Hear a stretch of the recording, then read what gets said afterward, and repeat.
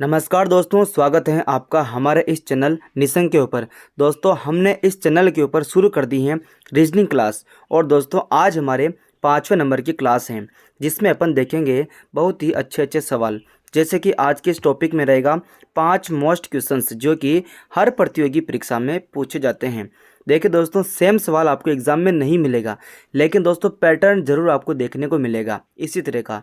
तो मैं आपको सिखाऊंगा कि ऐसे सवालों को कैसे हैंडल करना है। जैसे कि सबसे पहला सवाल देखिए, निम्नलिखित श्रृंखला में अगला पद कौन सा होगा। आपके सामने ऐसी श्रृंखला दे दी जाएगी, ऐसी सीरीज़ दे दी जाएगी, फिर आपको अगली संख्या निकालनी है। जैसे कि सबसे पहले 100 लिखा है, फिर 95 है, फिर 89 है, फिर 82 है, फिर 74 है, फिर आपको अगली संख्या निकालनी है। तो कुछ नहीं करना आपको, सबसे पहले तो वापस ऐसे कैसे संख्या लिख देनी है। 100, 95, फिर 89 लिखा, फिर 82 लिखा, फिर 74 लिखा, फिर अगली संख्या अपन को निकालनी है। अब दोस्तों, इस पैटर्न को समझिए कि जैसे जैसे ये संख्या आगे बढ़ रही है, वैसे वैसे इसमें माइनस होता जा रहा है। कभी प्लस होगा, कभी माइनस करके देगा एग्जामिनर, कभी आपको गुणा करके देखा, या कभी आपको भाजक करके देखा, या फिर और कुछ करके देगा। जो आपको क्या करना है, इसमें पैटर्न को समझना है। तो पैटर्न को कैसे समझेंगे, देखिए इस 100 से 95 कैसे आया। तो इस 100 में से 5 बाकी निकाला मैंने, क्या निकाला, 5 बाकी निकालते ही हमारा 95 आ गया। फिर इस 95 से 89 कैसा आया, तो मैंने यहाँ पर -6 किए, 95 से 6 माइनस किए तो 89 आ गया। 89 से 82 कैसा आया, तो यहाँ पर देखिए कितना माइनस हो रहा है, माइनस के 7, 89 से -7 करूँगा तो मैं यहाँ पर क्या जाएगा, 82 आ जाएगा। फिर 82 से 74 कैसा आ रहा है, तो 82 से 74 आ रहा है -8 करने से। अब देखिए सिंपल सा आपके सामने पैटर्न बन चुका है।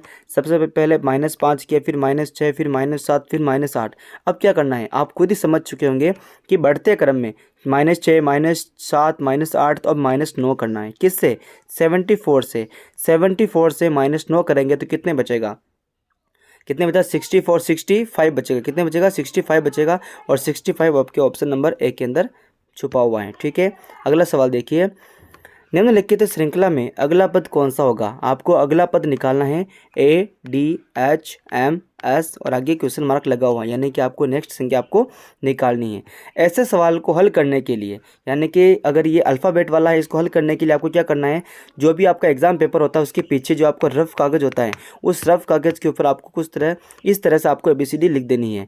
यानी कि ABCD बढ़ते क्रम में M तक, फिर N से लगा करके Z तक, इस प्रकार से आपको राउंड, यानी कि आप इसको कैसे लिखनी है, इस प्रकार से कि ऐसे करके अपन यहाँ से ऐसे घूमते हुए ऐसे घूम सके, इस प्रकार से राउंड राउंड, तो ऐसे लिख देनी। फिर आपको इसके ऊपर नंबर डाल देने हैं। जैसे ए का नंबर क्या है, ए का नंबर 1 है, बी का नंबर क्या है, 2 है, सी का नंबर 3 है, डी का नंबर 4 है, ए का नंबर 5 है। फिर ऐसे करके आपको सारे नंबर लिख देने हैं। वैसे आप याद भी कर सकते हो, लेकिन दोस्तों मैं कभी भी याद करने के लिए नहीं कहूँगा, क्योंकि दोस्तों याद करने के लिए बहुत सारी चीज़ें उसको याद करेंगे, अपन इनको याद करने थोड़ी बैठेंगे। हम तो इसमें फटाफट से नंबर डाल देते हैं, हमें याद करने की कोई ज़रूरत नहीं, क्योंकि एग्ज़ाम में भी दोस्तों आप फटाफट से नंबर लिख देना ताकि आपके पेपर हल हो जाए। अब दोस्तों मैं नंबर तो लिख दिया, अब क्या करना है, अब देखिए कि ADHMS, ए कितने नंबर पर है, ए 1 नंबर पर है तो मैं यहाँ पर 1 लिख दिया। फिर डी कितने नंबर पर, डी देखिए 4 नंबर पर है तो मैंने यहाँ पर 4 लिख दिया। एच कितने नंबर पर है, एच 8 नंबर पर है तो मैंने यहाँ पर 8 लिख दिया। ठीक है, फिर एम कितने नंबर पर, एम है 13 नंबर पर तो मैंने यहाँ पर क्या लिख दिया, 13 लिख दिया। एस कितने नंबर पर है, एस 19 नंबर के ऊपर तो मैंने यहाँ पर 19 लिख दिया। अब देखिए इस पैटर्न को समझते हैं। वापस देखो, सवाल कैसा था आपका, अल्फ़ाबेट वाला, लेकिन मैंने किस में बदल दिया, सीरीज़ वाले में, नंबर वाले में। अब देखिए, अब यहाँ पर आपको पैटर्न फॉलो करना है कि देखो कि यहाँ पर देखिए इस 1 से 4 कैसे आया।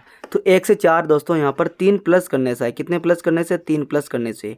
फिर 4 से 8 कैसे आया, तो मैंने यहाँ पर 4 प्लस किया, 4 में तो 8 आ गया। 8 से 13 किया, कैसे आया 13, तो मैंने यहाँ पर +5 किया तो 13 आ गया। फिर 13 से 19 कैसे आया, 13 से 19 आया +6 करने से। अब ये पैटर्न आपके सामने आ चुका है। पहले +3 किया, फिर +4, फिर +5, फिर +6। अब क्या करना है, अब +7 करना है। किस में करना है, 19 में। अगर आप 19 में 7 प्लस करोगे तो कितना आएगा, 26 आएगा, 26 आएगा, है ना। कितना आएगा, 26 आएगा। और 26 आपके कौन से नंबर पर है, 26 आपके ऑप्शन नंबर Z, मतलब 26 और Z के अंदर आएगा। यानी 26वां अक्षर कौन सा होगा, Z वाला होगा। और Z कौन से ऑप्शन में, बी वाले ऑप्शन में। यहाँ से आपका आंसर सही हो जाएगा। अगला देखिए दोस्तों, मैं आपको बहुत ही शानदार अच्छा तरीका बताऊंगा। देखिए, एक लड़का एक आदमी की ओर इशारा करके कहता है, वह मेरे पिता की पत्नी का बेटा है। तो वह आदमी लड़के का का क्या लगता है। देखो ये सवाल है आपके ब्लड रिलेशन वाला, यानी कि रक्त संबंधी फ्रैक्शन वाला सवाल है, बहुत ही अच्छे तरीके से समझेंगे। देखो बिल्कुल इजी सवाल भी होता है, थोड़ा टफ वाला भी होता है। ये दोस्तों इजी और टफ के बीच वाला सवाल है, मीडियम वाला, यानी कि ये आदमी किसी की ओर इशारा कर सकता है, किसी तस्वीर की ओर इशारा कर सकता है, किसी महिला की तरफ इशारा कर सकता है ना, ऐसे सवाल है।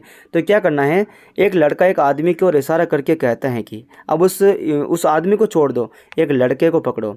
ये लड़का क्या कह रहा है कि एक लड़का एक आदमी की, ये लड़का है एक आदमी को इशारा कर रहा है और कह रहा है कि ये मेरे पिता, ये मेरे पिता, किसके पिता, लड़के के पिता। तो यहाँ से संबंध बन रहा है, कहाँ से बन रहा है, यहाँ से।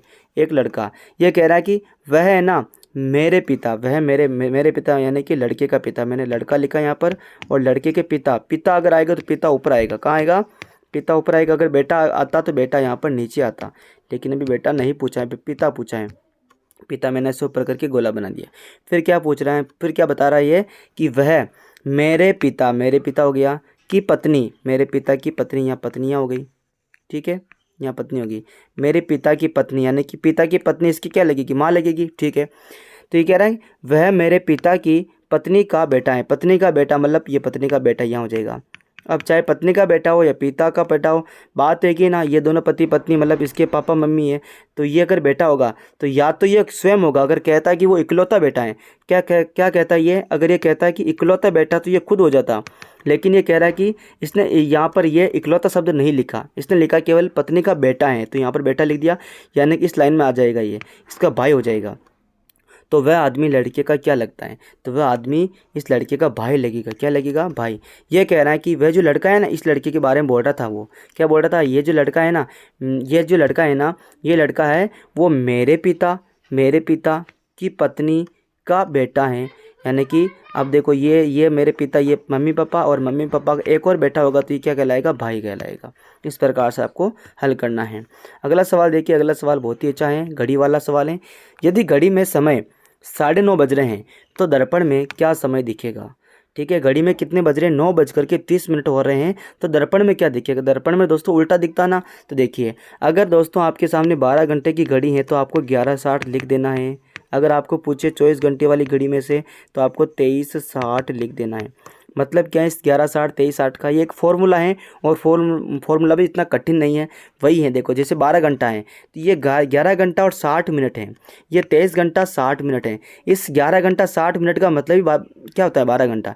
23 घंटा 60 मिनट का मतलब ही 24 घंटा ही होता है, ठीक है। तो अब आपको क्या करना है, आपको क्या लिख देना है, 11:60 23:60। अगर ये 9:30 इसमें से बाकी निकल जा रहा है तो इसमें से निकाल दो, इसमें से नहीं निकलता है, माना कि ये पूछ लेगा कि 18:20 हो रहा है तो फिर इससे बाकी नहीं निकलेगा, ये फिर इससे बाकी निकलेगा, समझ रहे हो ना। जहाँ तक हो सके इससे बाकी निकल रहा है तो जहाँ तक हो सके इससे बाकी निकाल दो, नहीं निकला तो फिर इससे निकालना है, ठीक है। चलो मैंने क्या लिखा यहाँ पर, 9:30 लिखा और माइनस कर दो। इस 60 में से 30 गया तो 30 बचेगा, इस 11 में से 9 बचा, 11 में से 9 गया तो 2 बचेगा, यानी कि 2:30 और 2:30 आपके ऑप्शन नंबर 1 के अंदर है। बिल्कुल अच्छे सवाल हैं, आपको करने चाहिए। प्रश्न नंबर 5 देखिए, रवि दक्षिण की ओर 7 मीटर चलता है, फिर बाएं मुड़कर 4 मीटर चलता है, फिर बाएं मुड़कर 7 मीटर चलता है। अब वह प्रारंभिक स्थान से किस दिशा में है। बहुत ही अच्छा सवाल है, ठीक है। ये कौन सा सवाल है, ये आपका दिशा परीक्षण वाला है, ठीक है। बहुत ही अच्छे तरीके से समझेंगे। रवि दक्षिण की ओर 7 मीटर चलता है, मैंने यहाँ पर कोई डॉट लगा दिया। अगर कोई दिशा दे रखी यहाँ कि किस दिशा में जा रहा है तो ठीक है।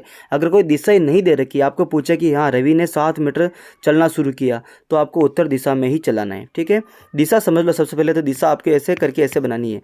ये कौन सी दिशा है, ये पूर्व दिशा है, ये पश्चिम दिशा है, ये उत्तर होती है और ये दक्षिण दिशा होती है, इस प्रकार से।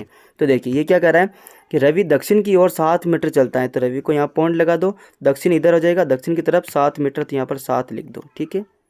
फिर बाएं मुड़कर, अब इसका देखो बायां किधर होगा, इसका बायां इधर होगा, ठीक है। क्या होगा, बायां, क्योंकि मुंह इसका नीचे है और इसका दायां इधर हो जाएगा। अगर मुंह ऊपर होता तो इसका बायां इधर होता और दायां इधर होता, ठीक है। अभी मुंह किधर है, अभी मुंह नीचे की तरफ है, तो बायां भी किधर होगा, इधर होगा, ठीक है।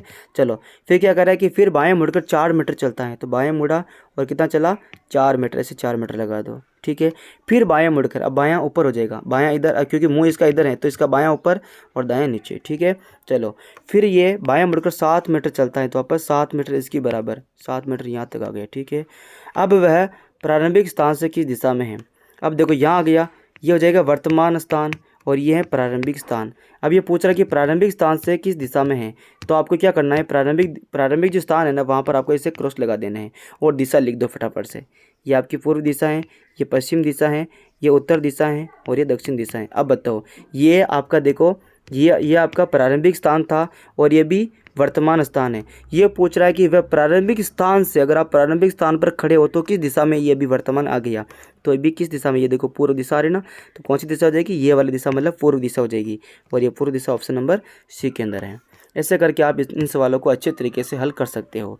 अगर दोस्तों ऐसे ही सवाल पाना चाहते हो तो हमारे चैनल को सब्सक्राइब जरूर करना और बेल आइकन को जरूर प्रेस कर लेना ताकि नेक्स्ट वीडियो आपको मिलते रहे। और अगर ये वीडियो अच्छा लगा तो इस वीडियो को लाइक जरूर करना और अपने दोस्तों को जिनको ये रीजनिंग समझ में नहीं आती, वो कहते हैं कि रीजनिंग तो समझ में ही नहीं आ रही, तो उनको ये वीडियो जरूर शेयर करना। ठीक है, हम मिलते हैं इसी तरह के नेक्स्ट वीडियो में नए सवालों के साथ। धन्यवाद दोस्तों।